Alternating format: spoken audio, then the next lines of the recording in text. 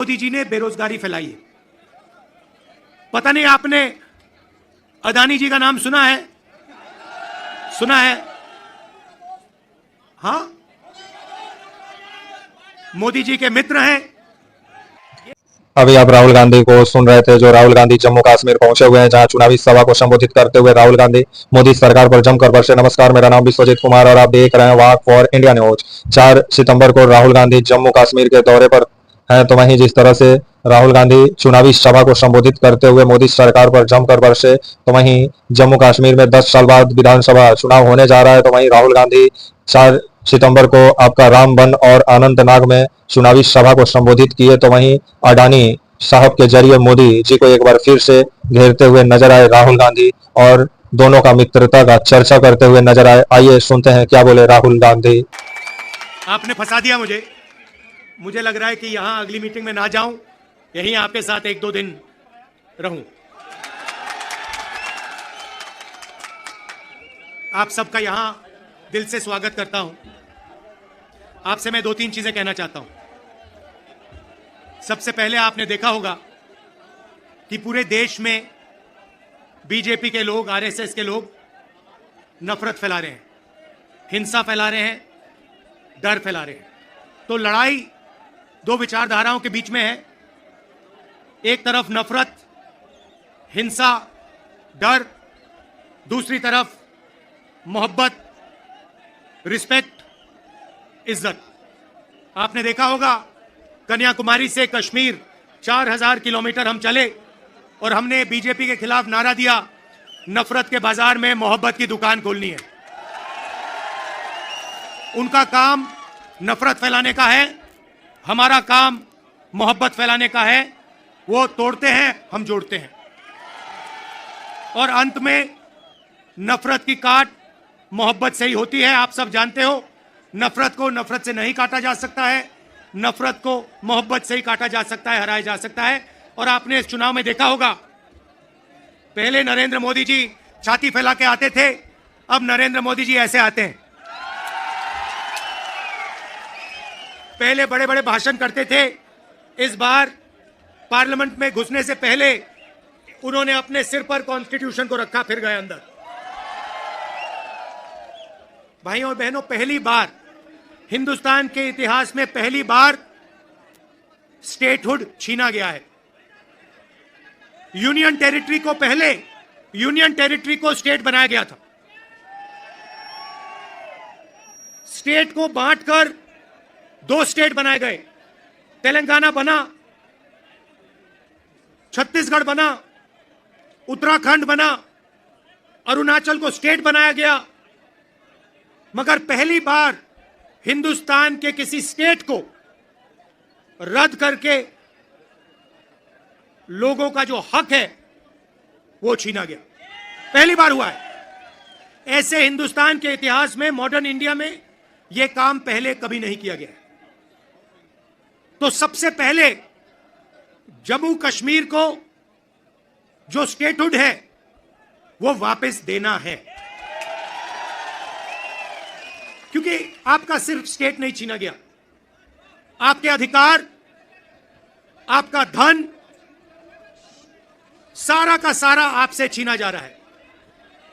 1947 में हमने राजाओं को हटाकर लोकतांत्रिक सरकार बनाई, हमने देश को कॉन्स्टिट्यूशन दिया।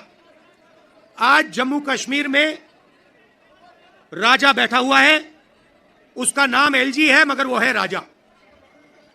और जो आपका धन है आपसे छीना जा रहा है, बाहर के लोगों को दिया जा रहा है, चाहे वो आपके कॉन्ट्रैक्ट्स हो, सारा का सारा फायदा बाहर के लोगों को मिल रहा है और जम्मू कश्मीर के लोगों से छीना जा रहा है। तो हमारा पहला कदम जम्मू कश्मीर को स्टेटहुड वापस देने का होगा। हम चाहते थे कि चुनाव से पहले आपको स्टेटहुड मिले और स्टेट बनने के बाद चुनाव हो। बीजेपी ये नहीं चाहती है और उन्होंने कहा है कि पहले चुनाव होगा और उसके बाद स्टेटहुड की बात होगी। और हम कह रहे हैं कुछ भी होगा, जम्मू कश्मीर के लोगों को स्टेटहुड हम दिलवाएंगे। बीजेपी चाहे बीजेपी चाहे ना चाहे इंडिया गठबंधन इतना दबाव डालेगी कि जम्मू कश्मीर के लोगों को स्टेटहुड देना ही होगा। यहां पे हम सब जानते हैं कि बिजली के प्रोजेक्ट्स बनाए जा रहे हैं, मगर सच्चाई है कि बिजली के प्रोजेक्ट्स का फायदा आपको नहीं मिलता है। कहा गया है कि प्रोजेक्ट के 5 किलोमीटर रेडियस में आप लोगों को बिजली मिलेगी, फ्री में बिजली मिलेगी, मगर वो नहीं हो रहा है। और बिजली के प्रोजेक्ट्स का फायदा आप लोगों को मिलना चाहिए, स्टेटहुड मिलेगा, चुनाव में हम जीतेंगे तो ये काम हम आपके लिए करके देंगे। आप देश के लोगों को बिजली दे रहे हो और आपके जेब में से बिजली का पैसा लिया जा रहा है, छीना जा रहा है, ज्यादा रेट देते हो आप। यह अन्याय है, इसको हम ठीक करेंगे। भाइयों और बहनों, पूरे देश में नरेंद्र मोदी जी ने बेरोजगारी फैलाई है। पता नहीं आपने अदानी जी का नाम सुना है? सुना है? हां, मोदी जी के मित्र हैं। पार्लियामेंट में मुझे कहा, आप देखिए, पार्लियामेंट में मुझे कहा कि पार्लियामेंट में मैं अदानी और अंबानी का नाम नहीं ले सकता। तो मैंने कहा ठीक है, नाम नहीं ले सकता तो कुछ तो कहना पड़ेगा। तो A1 A2 नाम दिया मैंने उनको। हम दो, हमारे दो, नरेंद्र मोदी, अमित शाह, अंबानी, अदानी, इनकी सरकार चल रही है। और अगर कोई छोटा काम करता है, मजदूरी करता है, छोटा बिजनेस चलाता है, होटल चलाता है, टूरिज्म का बिजनेस चलाता है, तो उसके लिए नरेंद्र मोदी जी GST लाते हैं, नोटबंदी कराते हैं और बैंक के दरवाजे बंद कर देते हैं। और पूरी की पूरी सरकार इन 2 अरबपतियों के लिए चलाई जा रही है। ये मैं आपको कहता हूं कि अगर आप देखेंगे तो ये जो आपसे स्टेटहुड छीना गया है, इसका भी लक्ष्य उन्हीं 2 अरबपतियों की मदद करने का है। और जम्मू कश्मीर के जो लोग हैं, जो व्यापारी हैं, जो इस प्रदेश को, इस देश को रोजगार देते हैं, चाहे वो टूरिज्म की बात हो, हैंडीक्राफ्ट की बात हो, उन सबको ये दबा कर रखते हैं। जो हालत देश में है, उससे खराब हालत जम्मू कश्मीर में है। देश से ज्यादा बेरोजगारी यहां जम्मू कश्मीर में। और ये उल्टी सीधी बात करते हैं। कभी नरेंद्र मोदी समुद्र के नीचे चले जाते हैं, कभी हवाई जहाज में उड़ते हैं, कभी किसी नेता से गले लग जाते हैं, मगर बेरोजगारी के बारे में इन्होंने कुछ नहीं किया है। तो यहां हमारे एक युवा नेता हैं, एक बात मानकर चलो, यहां पर कांग्रेस पार्टी की अलायंस की सरकार आ रही है। ये निश्चित है, ये होने जा रहा है। और हमारा पहला काम, हमने नेशनल मैनिफेस्टो में कहा और मैं यहां भी कह रहा हूं, जो भी सरकारी वैकेंसीज हैं उनको हम भरेंगे और एज को हम 40 साल तक एक्सटेंड कर देंगे। जो डेली वेज का काम करते हैं उनको हम रेगुलराइज करेंगे, परमानेंट करेंगे और उनकी जो आमदनी है उसको हम बढ़ाएंगे। मगर हमारा लक्ष्य होगा कि हम सबको लेकर एक साथ मिलकर जम्मू कश्मीर की सरकार चलाएं, सबकी रिस्पेक्ट हो, सबको एक साथ लेकर हम चलें। और जैसे मैंने देश में, वहां बाकी देश में कहा, भारत जोड़ो यात्रा में हर स्टेट में कहा, नफरत को मिटाना है। जहां भी ये नफरत की दुकान खोलेंगे, जहां भी ये नफरत फैलाएंगे, वहां हम मोहब्बत की दुकान खोलेंगे। आखिरी बात मैं आपसे कहना चाहता हूं, इतनी सुंदर जगह है, चुनाव के बाद मुझे यहां आना पड़ेगा। और ये जो आपने वकार जी, कर्रा साहब, ये आपने जो मेरा 45 मिनट का प्रोग्राम यहां बनाया है, ये आपने मुझे ठग लिया। यहां पे कम से कम 1 दिन, 2 दिन, 3 दिन का प्रोग्राम बनना चाहिए।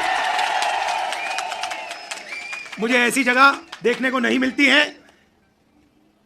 ऐसे प्यारे लोग कम से कम यहां मुझे 2-3 दिन के लिए लाइए और यहां घुमाइए। 5 मिनट, 10 मिनट, जितना चाहते हो, कोई प्रॉब्लम नहीं है। हाँ, तो आपने देखा होगा, पहले कहा कि नरेंद्र मोदी को, बीजेपी को कोई हरा नहीं सकता। नरेंद्र मोदी जी कहते हैं, भैया मेरी डायरेक्ट लाइन है, भगवान से मैं डायरेक्ट बात करता हूं। और वो भी देश की मीडिया को बोल रहे हैं। अगर कांग्रेस पार्टी का कोई आए मेरे पास, जैसे कर्रा साहब आए या वकार आए और कहें कि भैया मैं डायरेक्टली भगवान से बात करता हूं, मैं उन्हें कहूंगा भैया ऐसे करो, आप ये बात बाहर मत गलती से बोल देना, नुकसान हो जाएगा, लोग पता नहीं क्या कहेंगे। मगर नहीं, देश का प्रधानमंत्री जा सकता है, कह सकता है भैया मैं नॉन बायोलॉजिकल हूं, बाकी हिंदुस्तान बायोलॉजिकल है, बाकी हिंदुस्तान बायोलॉजिकली पैदा हुए, मैं नॉन बायोलॉजिकल हूं, मैं डायरेक्ट भगवान से बात करता हूं। और इस चुनाव में भगवान ने नरेंद्र मोदी को डायरेक्ट मैसेज दे दिया कि भैया आपको लगता है कि आप भगवान से बात करते हो, मगर भगवान आम जनता से बात करता है और भगवान आम जनता की राय को सुनकर काम करता है। तो हमने नरेंद्र मोदी को साइकोलॉजिकली उड़ा दिया है। मैं आपको बता रहा हूं, मैं पार्लियामेंट में बैठता हूं, उनके सामने पार्लियामेंट में बैठता हूं, पूरी कॉन्फिडेंस गायब हो गई उनकी।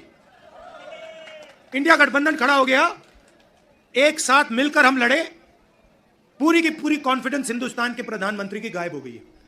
आप मुझे बताओ, आप देखो, उन्होंने पहले कहा कि जाति जनगणना नहीं होगा, हमने कहा जाति जनगणना होगा। अब आरएसएस के लोग कह रहे हैं भैया जाति जनगणना सही बात है। फिर वो उन्होंने कहा कि हम लैटरल एंट्री से बाहर के लोगों को सरकार में लाना चाहते हैं, हमने कहा ऐसे नहीं होगा। पार्लियामेंट में बात उठाई, थोड़ा सा दबाव डाला, बीजेपी के लोग कहते हैं नहीं भैया लैटरल एंट्री नहीं होगी। तो अब एक बात समझ लो, अब नरेंद्र मोदी हिंदुस्तान की जनता से डरते हैं और अब बस थोड़ा सा समय बचा है, नरेंद्र मोदी, बीजेपी, इनको हम सरकार से हटा देंगे। मगर हम चाहते हैं कि देश में भाईचारा हो, सबकी रिस्पेक्ट हो, एक दूसरे के साथ इज्जत से बात हो। जो कमजोर लोग हैं, चाहे वो किसान हैं, मजदूर हैं, छोटा बिजनेस चलाने वाले लोग हैं, उनको लगे कि इस देश में हमारी भी भागीदारी है, बैंक के दरवाजे हमारे लिए खुले हैं, कर्जा माफ हमारा भी होता है और सिर्फ देश 2-3 लोगों के लिए नहीं चलता है। ये हम चाहते हैं और यही काम हम जम्मू कश्मीर में शुरू करेंगे। और कुछ ही समय में आप देख लेना, यहां पे ये आप वकार जी यहां पे चुनकर जाएंगे, आप जिताओगे इनको, हमारी सरकार बनेगी और ये आपके लिए पूरे दिल से दम लगाकर आपके लिए काम करेंगे। वकार जी, ये आप मुझे एक वायदा करो कि यहां पे आप मुझे 1-2 दिन के लिए लाओगे और यहां के लोगों से मतलब अच्छी तरह, जैसे ऐसे नहीं मगर अच्छी तरह मिलाओगे। हाँ हाँ, गूल का एरिया, गूल और गूल के एरिया में मुझे वहां पे ले जाओगे। आप सबका दिल से बहुत बहुत धन्यवाद।